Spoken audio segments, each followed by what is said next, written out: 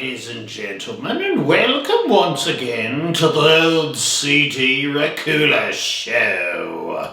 Today we're going to delve into the realm of the creepy crawlies, or the crawly creepies, however you want to put it, as we take a look at the 1990 film Arachnophobia.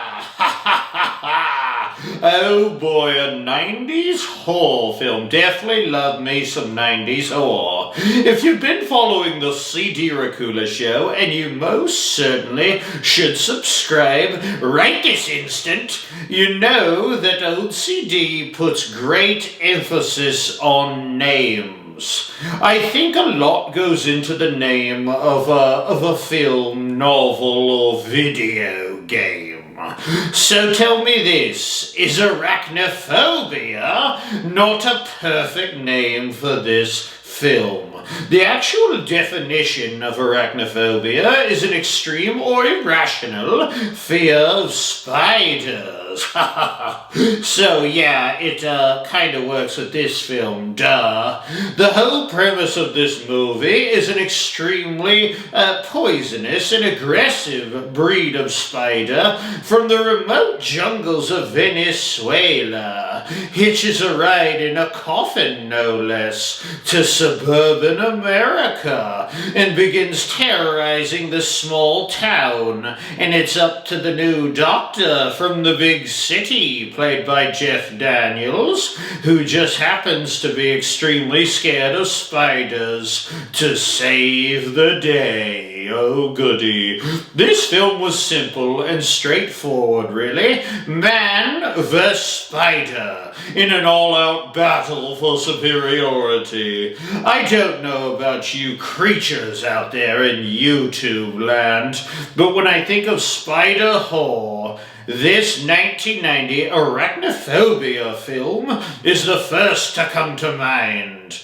Oh, there have been other spider films, to be sure. Eight-Legged Freaks is one that comes to mind that I actually didn't find that bad, even though it got some interesting reviews. It was a tad on the cheesy side, but I don't necessarily mind a little horror cheesiness every once in a while, you know. Give me all the cheese you got, baby. Give me all the cheese. 1955's Tarantula is another one. Look at the spider from that 1955 film. We've come a long way, that's a sure. The film Ice Spiders is another one that comes to the forefront of my rotted brain for whatever reason. Ice Spiders is definitely something you want to watch if you just have some time to kill. It dips into the realm of too cheesy. Even for me, even for old CD, it's a little too cheesy. I watched that Ice Spiders film on Tubi. Tubi has some random horror stuff on there. If you guys are ever looking for something older and weirder, as I often am, it can sometimes be found on the streaming app Tubi, so whatever. So I said all of that to say that, in my opinion, this is the king, and we're talking about Arachnophobia, the king of all spider films, and the competition out there just isn't really that stiff, to be honest. Which is a little bit surprising, considering how scary spiders have the potential to be, you know. I mean, spiders can be deadly in real life, but most are pretty harmless. But they definitely have a scary look.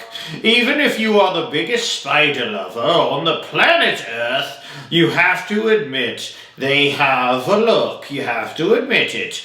One of the cool things I like about this film is that they would show the spider's eyes and the scene reflecting in them as though the spider was plotting and scheming its next evil plan. I like the way throughout the film they'd talk about the crickets and bugs out in the country making noises at night. And then they would be like, well, I haven't heard a cricket in weeks, or I haven't heard a cricket since I've been here. And us as the audience, of course, we just know that's only because the spider apocalypse is taking over the town, and the spiders are eating all the bugs, and soon to be draining all the townsfolk dry as well. The film was directed by Frank Marshall, whom you guys really should look up in YouTube land, because he's been involved with so many great films, besides just horror movies, you know. He did direct Congo, though. He did direct Congo, I just remembered that. That was a kind of an animal-themed horror film with gorillas. I'd love to see a remake of Congo. Would be a lot of fun, The Lost City of Zinj, or whatever. Arachnophobia had a pretty fun cast, including Jeff Daniels, whom we mentioned before. Has starred as the doctor whom is tasked with saving the day, and does battle with the big bad alpha boss, General Spider, in his very own basement, no less. That's a good scene. Jeff Daniels hasn't been in a ton of horror film and is probably best known as a comedy guy, I feel like. But he is actually a very legit actor and has been in loads of stuff. So, but alas, he is probably best known as Harry, the dog van driving, stringy-haired, dim-witted cohort of Jim Carrey's Lloyd Christmas in the film Dumb and Dumber. Hard to get out of the shadow of Dumb and Dumber, Jeffy Pooh. Now, on to my favorite part and my favorite character of this entire film, and one of my favorite actors of all time, Mr. John Goodman. John plays the bad boy exterminator, Delbert. Oh, just look at Delbert here. That is a man who really loves his job. I stated in an earlier episode that I think John Goodman was really good in the film 10 Cloverfield Lane. A real weirdo in that film. All in all, you know, as far as this Arachnophobia film, there's just not a lot to talk about because of the simplicity of the film. And I don't say that in a bad way. I say it in a great way. Spiders, like it or not, get a bit of a bad rap. But they are scary looking, and certainly the poisonous ones are very, very deadly. As the spiders in this Arachnophobia film certainly were.